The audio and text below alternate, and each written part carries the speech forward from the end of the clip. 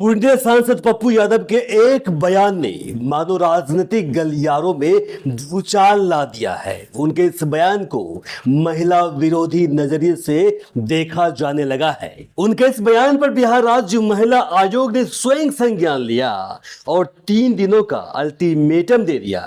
जहां महिला विकास मंच की राष्ट्रीय अध्यक्ष वीणा मांडवी ने पप्पू यादव से सवाल पूछते हुए यहां तक कह डाला कि आपकी धर्मपत्नी 90% वालों में से है या फिर 10% वालों में। पप्पू यादव के बयान पर बीजेपी नेताओं ने कांग्रेस नेता राहुल गांधी और प्रियंका गांधी वाड्रा को घेरा। उसके बाद कांग्रेस भी एक्टिव हो गई और फिर उन्होंने पप्पू यादव को नसीहत दे डाली।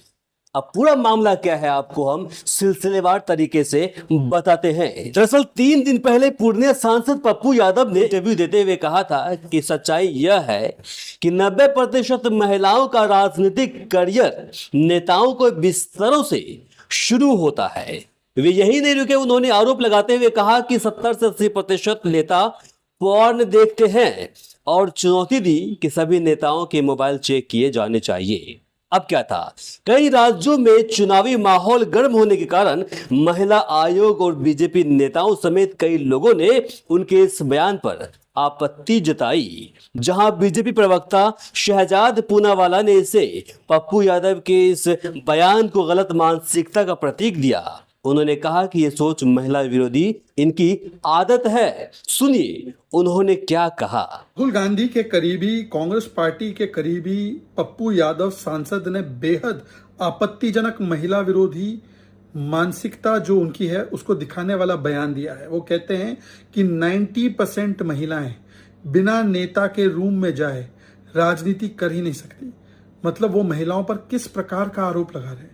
और ये कोई पहली बार नहीं है कि कांग्रेस और उसके समर्थित नेताओं ने ऐसे बयान दिए हैं जो महिला विरोधी है। कांग्रेस मतलब महिला विरोधी सोच, इसलिए उन्होंने महिला आरक्षण का भी विरोध किया और जश्न मनाया उसको हराने के बाद। उन्होंने यूसीसी का विरोध, शाहबानू के वर्डिक्ट का विरोध, शायरा बानू 3 तलाक के केस के वर्डिक्ट का विरोध, हर चीज का विरोध किया है। महिलाओं के सम्मान को और महिलाओं के अधिकारों का गला घोटने का काम हमेशा कांग्रेस और उसके इर्द गिर्द जो उनके समर्थित नेता है उन्होंने किया और पप्पू यादव भी इसी प्रकार का काम कर रहे हैं। वहीं बीजेपी आईटी सेल के संयोजक अमित मालविया ने कहा कि यह सिर्फ एक आपत्तिजनक बयान नहीं बल्कि गहरी स्त्री विरोधी सोच को दर्शाता है, जिसे कुछ विपक्षी नेता सामान्य बनाने की कोशिश कर रहे हैं। उन्होंने उनके बहाने राहुल गांधी को घेरते हुए कहा कि यह भी सवाल उठता है कि क्या पप्पू यादव जो खुद को राहुल गांधी के करीबी बताते हैं इसी सोच को आगे बढ़ा रहे हैं और क्या इस बयान पर कोई ठोस प्रतिक्रिया देखने को मिलेगी या फिर इसे नजरअंदाज किया जाएगा।